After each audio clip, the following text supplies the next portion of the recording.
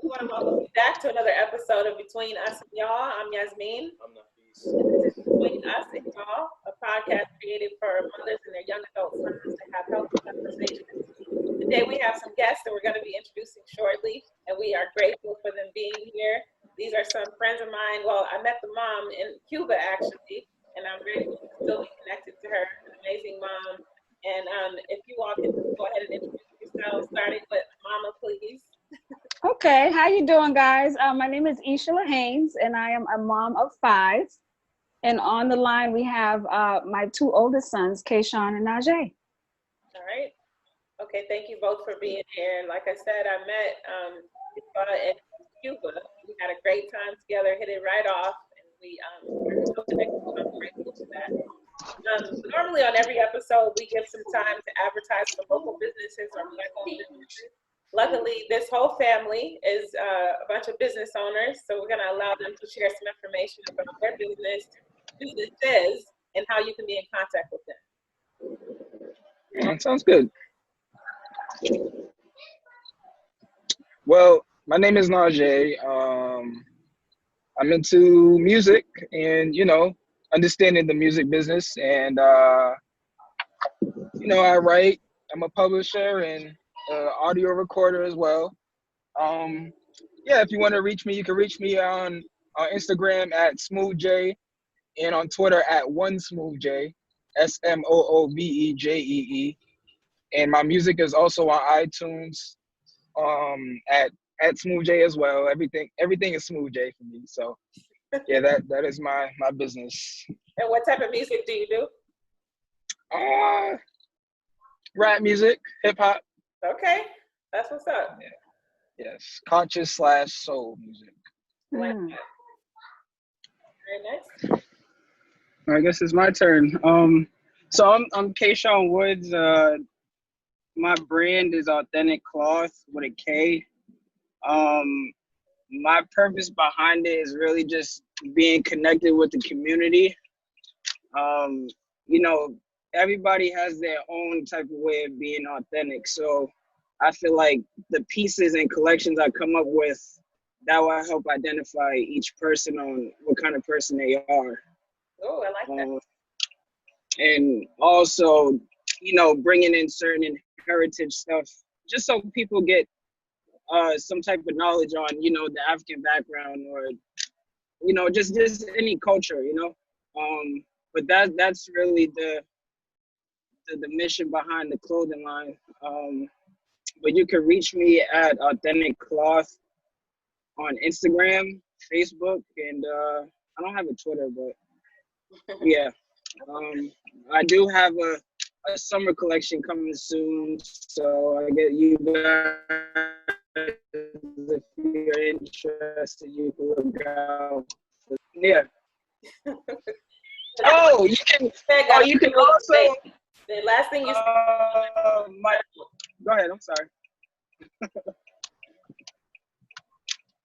I was gonna say you can reach me at 617-602-2717, or my email again is authenticcloth@gmail.com if you have any questions or inquiries. I don't do custom stuff, but I do have some great ideas coming. So yeah. Wish you support in that summer line. Looking forward to that too. All right. Thank you. Okay, so I am a photographer. And I have a media company called Hard Knock Mamas. And so I do photography, videography. I've written scripts. I have directed a few music videos, shot them. I specialize in prenatal portraits. That's my favorite. Along with that, I'm a professional chef. So I love to cook, love to feed the community. That business is called Homegirls Catering. I also have a doula program that I have where I help moms during prenatal and postpartum and support them during birth. That's called Gentle Spirited Doula Service. Us Virgos, right, Jasmine? We got all kind of stuff going on. I love it. And most recently, I have partnered up with a gentleman by the name of Derek Quest, and we have a company called Quest Life. And so we are basically putting together some custom clothing. We do custom masks. We do a lot of patchwork and culturally inspired pieces that feel really swagged out and, you know, youthful, young, hip hop, urban, you know, with a strong influence on African culture. Wow. You can find me on Instagram, Isylah Ife, and I basically promote everything on Isylah Ife. Quest Life brand has its own page, and if you Google any of those other names, it should come up for you to be able to see some work. All right, well, I love it. Hey, this is an entrepreneurial family. You guys have taken charge and making your own money and making your own path to do that. So we salute you and support all the efforts that you're making. We can, it's like a one-stop shop with this family. You can come for music, clothing, face masks. You can have a baby pictures, you know, set if you need to. You get some food. I like all that. All right. Well, so thank you for the talk. Yeah, Appreciate it. No problem. We're going to jump right into our questions. Today, we're going to be focusing on the topic of money management. And we're going to be having a conversation about money as far as it relates to budgeting and spending, bank account management, and where and how to save.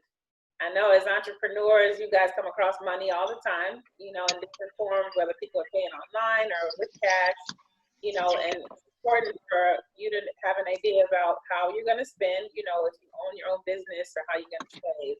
And so this is just going to be an open conversation about what that looks like. You know, all of us are new to saving or budgeting, and, you know, even our family, we're still learning, you know, about healthy money management. So we're going to have a healthy conversation about that. But before we get into our general questions, we like to start with a standard question for all of our guests that has to do with a family motto. Our family motto is to work hard, to pray hard, love hard, and play hard. That's our family motto that we try to incorporate in everything that we do. And I wanted to know, do you all have a family motto? And if so, what is it? We don't have a family motto per se. Okay. Like we couldn't quote like a sentence and say this is what our family motto is. What has enabled us to move through life in a happy, positive, and supportive way is just to love each other, be fair with one another, be understanding of one another, stick together, you know, combine our resources, and, you know, just if no one else has your back, we do. And that has kind of bled into business, bled into education. Do you know what I mean? We don't have like a quote unquote family motto. It's just a way that we have, you know, that's just like we support each other. Support, lift, empathize, understand, and, you know, just be there. Just be there for each other. I love that. And it's definitely something any of our listeners could take on, you know, as a way in their family if they haven't, you know, started to consider a family model that they're living by. So I like it. All right. And as an entrepreneurial family, we assume that you've had some conversations about money, you know, as far as budgeting or spending. If you haven't started the conversation, what does a conversation sound like in your family? If you guys are talking about money and spending and budgeting, what does that look like for you all?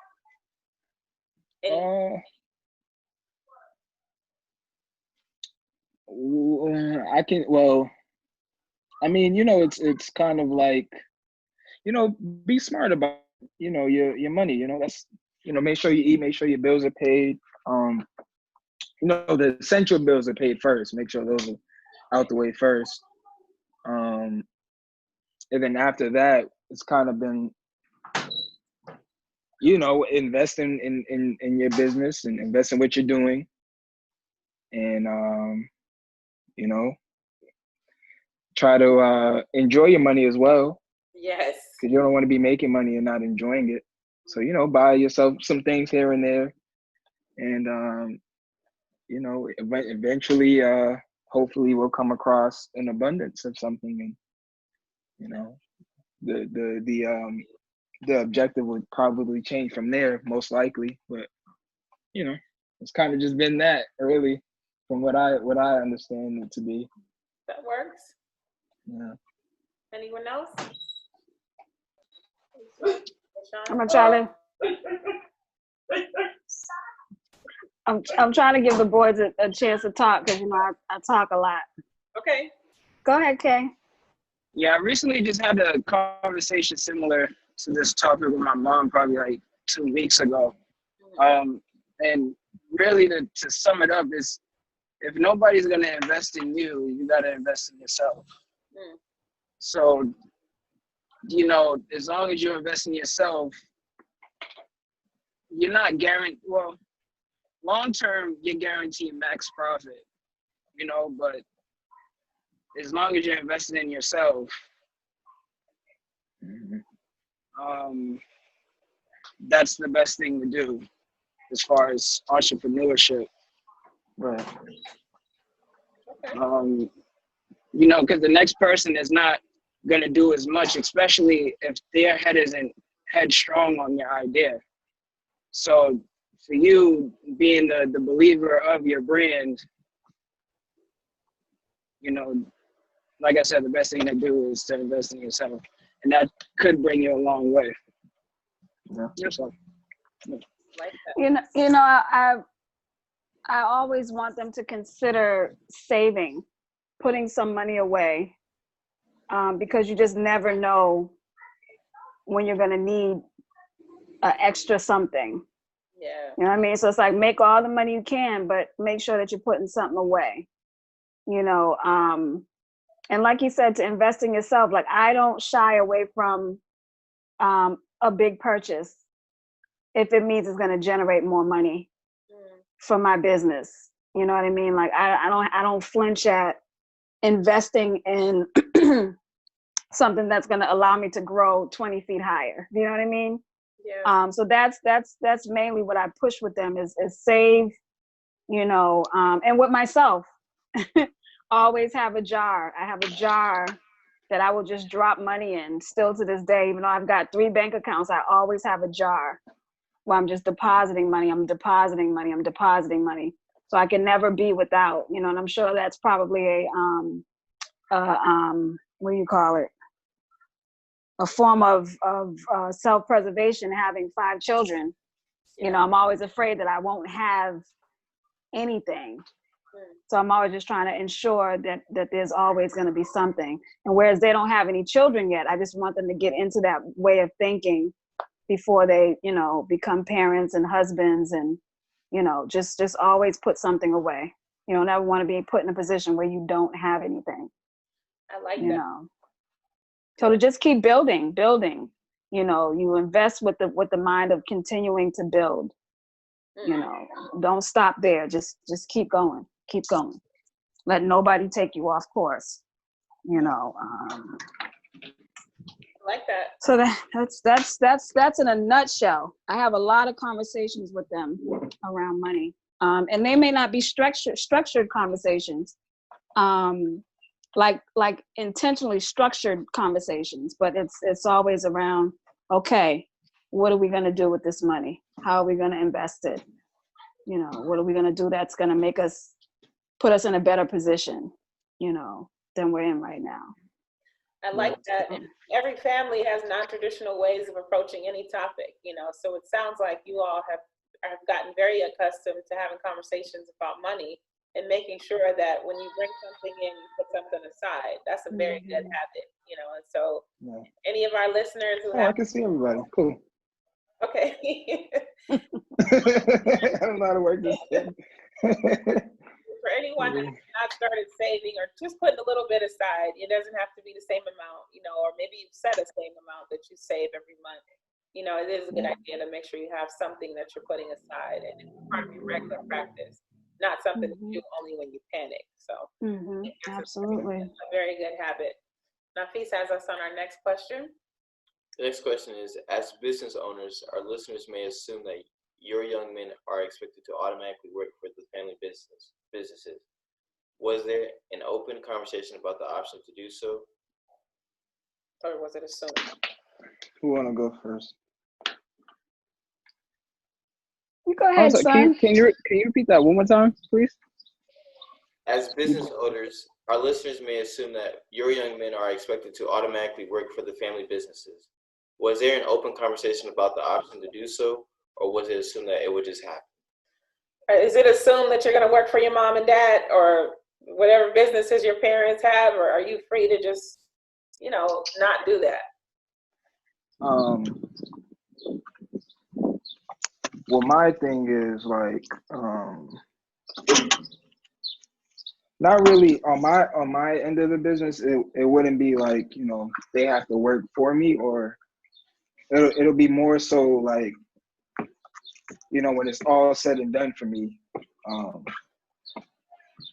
everything that's mine would be my family's, So that's how I look at being, an artist and, owning my own stuff, Just the fact of, when I'm done, those that are related to me by blood will take on what I have and built for my, built for my family in the grand scheme of things. So yeah, that's my part of it. That's my part of the family business. So Okay. I'm my own business for the family. That's how I see it. Right. Yeah, he must have gone. I don't assume anything. I don't assume that they're gonna work for me. Mm-hmm. I always ask, I'm always sharing my visions, my processes with them. And it's just like, what do you think? You think you'd want to do this with mommy? It ain't nothing like having your sons and your daughters right there with you. But I hope that I don't put pressure on them to, be a part of whatever harebrained scheme mommy's got going on. Most recently, I got myself into the cannabis business. And because I know that it'll be a very lucrative business, and I know that my son, Kaysean, is an accountant, and Najee is a really, really good critical thinker. And he has an interest in that field as well. Like, I thought like it wouldn't make any sense to not want to bring them into this with me, So once again, it was a conversation about what they thought, about being on the team and starting this business with mommy. And I think that was the first time where I ever had like a solid plan to say, okay, guys, let's do this thing. Mm-hmm. But other than that, I don't assume that they're going to be traveling with me through all of my little ventures. Mm. Well, go ahead, Kay. Nafis and I want to make sure we put our bid in to support that business, because I bet, okay. And he draws, so if you need a logo and I can bake, we're totally in. So. Okay. Right. Well, that's good, though.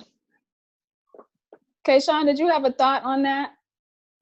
And not really. The big thing, like following up on Najee, it was really, whatever business it was that we was doing, as long as we got on to something, we was gonna put the rest of the family on. But there were certain times where I kind of felt like maybe it was a must, only because just to keep the family together. But other than being close to family, it wasn't really a must on my end, if that makes sense. Sorry if you guys heard the music. I just walked into my house. No, you fine. I can't hear it. It's all good. We good. Okay.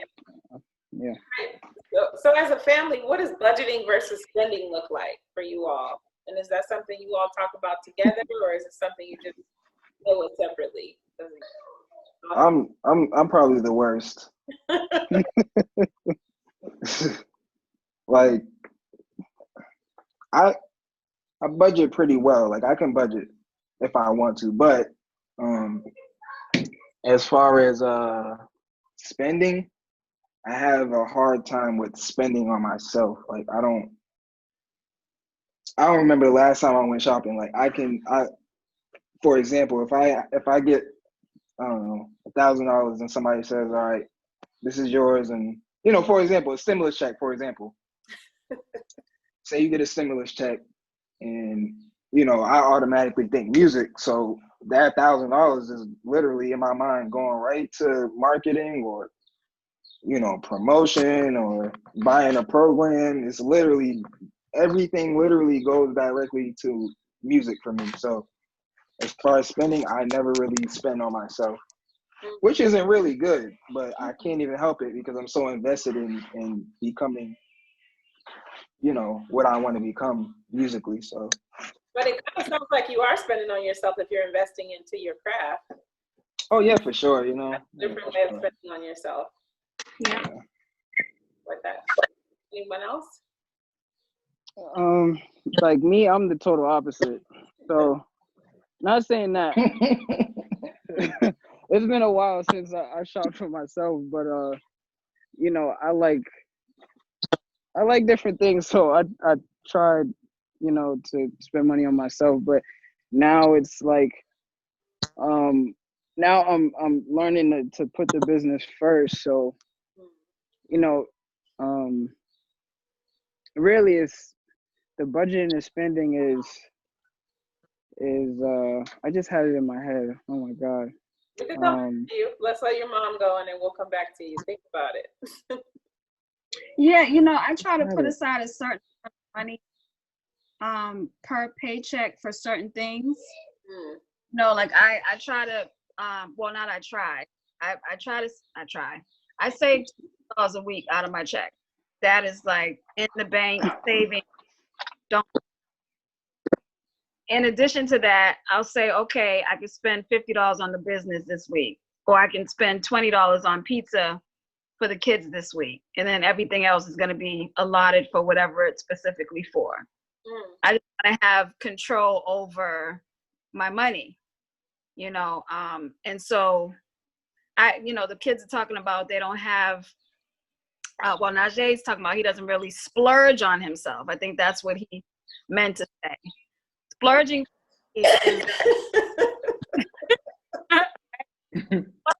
is buying a camera lens. You know what I'm saying? My kids have probably bought me my last pair of sneakers. I don't, you know, I'm not a serious shopper. Oh, I'll buy 10 rolls of vinyl to make shirts. Wow. That to me gives me that same splurge buy with, you know what I mean? So I think that my budgeting is, I think I'm doing pretty good with budgeting. Sounds good, because you're able to use what you're doing, investing to turn it into something else. That's good. Yeah. Okay, Shonda, you remember what you were gonna say? Oh, yeah. So, so really is budgeting and spending is really, you know, what it is that you need and what it is that you want. So, you know, what I'm learning is really more so what I need than the other things that will always be there. So, for instance, like clothes, you know, maybe I'll spend, or sneakers even, sneakers. So I used to be a big sneakerhead, right? So in coming to this day, you know, I don't have to always have the next pair of sneakers. Those will always release probably the next year, the year before that, you know. He already has them. You know, I just learned to pass up on them and use that money for something else, or even put it in my savings and such, you know. So and then tracking that back to the business, you know, instead of me spending $300 on a brand, I can do the same thing with my brand, you know. So, and simple things that I'm learning too is that some of these shirts and stuff that they make cost like $15. Man. And then they're taxing all these people $400 or $500. And even if, you know, certain things that you can even make in your house, like, you know, you buy yourself an embroidery machine. That takes like not even 20 minutes to make certain things that these companies, you know, tax the regular citizen just to look nice. It's ridiculous. But yeah, that's And I agree. I agree on that's that. my 'Cause thing on budgeting. I agree on that because you know, when it comes to recording music, when it's time to record, you know, the studio session is like the studio session where I'm at. The best I found was $100 an hour. You know, and when you sit down and really learn the prices and the overall prices of everything. All right, the setup you can completely buy a setup for probably like $300. One, a program to record on $200. Two, imagine this stuff lasts forever. So spending $100 an hour and at least in a good studio session probably like 3 hours. So that's $300 in one day that you could have just saved up probably like $1,000 to get your own setup, and forever you will record for free. You know, so it's just little things like that people don't really even think about because it's just like the urgency of going to record. They don't even do the research of being independent, you know. So Okay. You know, that's yeah, something very important, just as a mom for me as well, to teach my children is that you're fully capable of grabbing a hold of what you think you can obtain from someone else. Meaning, I don't want them to ever feel like they have to pay for every service that they need. I taught my sons how to do their hair. They don't have to go to a salon to have someone twist their hair. You know, it's like buy yourself an embroidery machine so you don't have to spend $25 for one patch. You know, we spend $500 and we can become the business. We can become the embroidery company now. You know, son, buy your own microphone system, your own recording system, so that you can now become the studio. Somebody else can come and you can make some money off of them. You know, I really wanted them to learn how to do all the things that they may need from other people so that we can keep that money within our family, within our own pockets.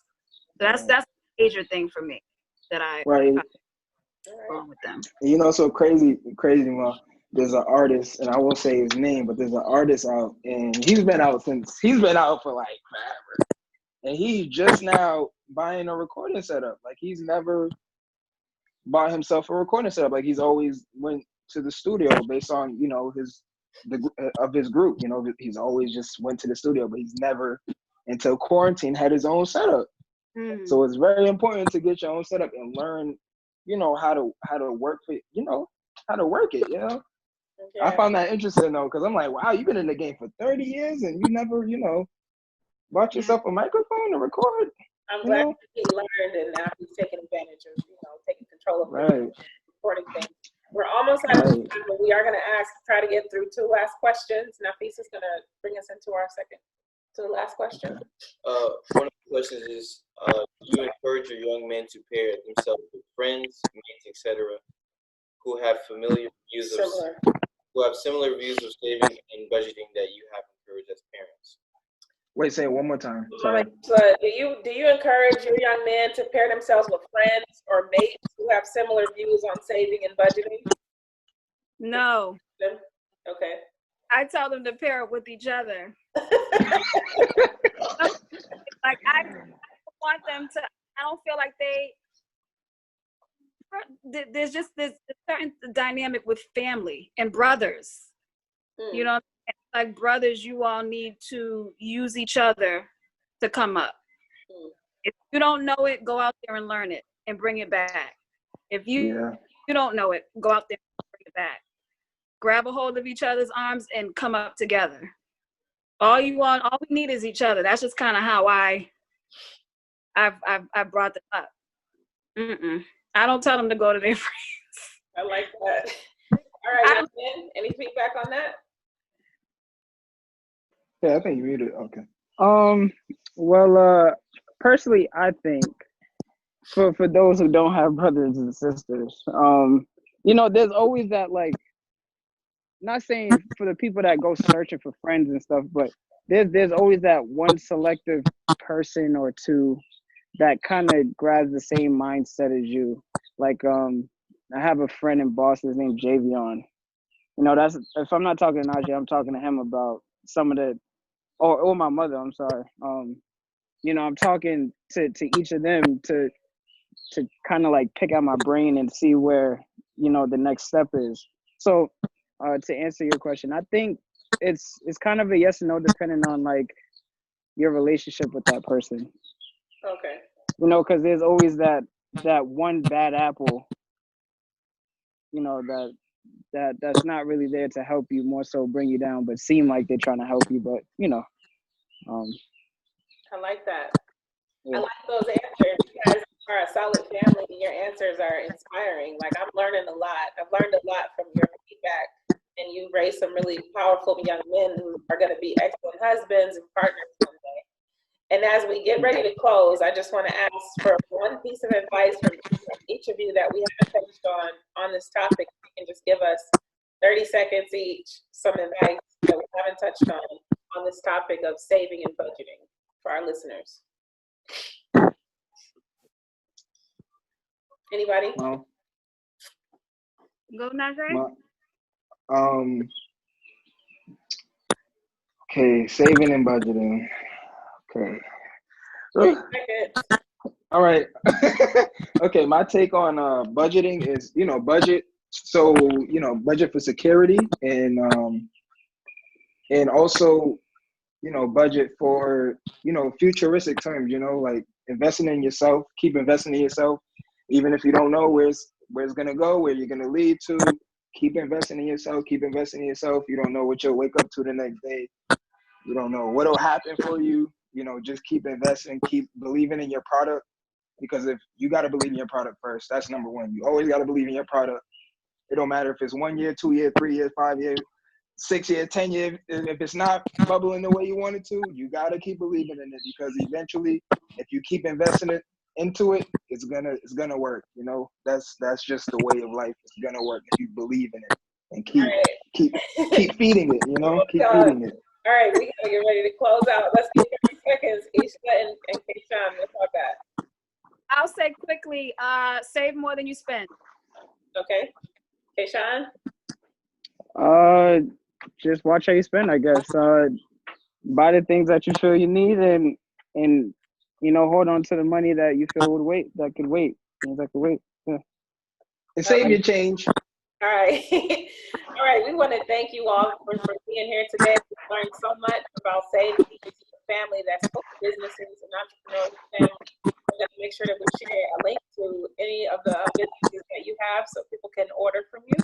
And again, this has been between us and y'all. I've been so grateful to have these guests here today to share with us different ways to save that we can use, Nafis and I, and all of our listeners. We always leave with parting words, so we want to encourage you to work hard, to pray hard, definitely spend some time playing hard and love hard. And we want to help you all. Thank you. Today. Thank you guys. You. Thank you. Thank you.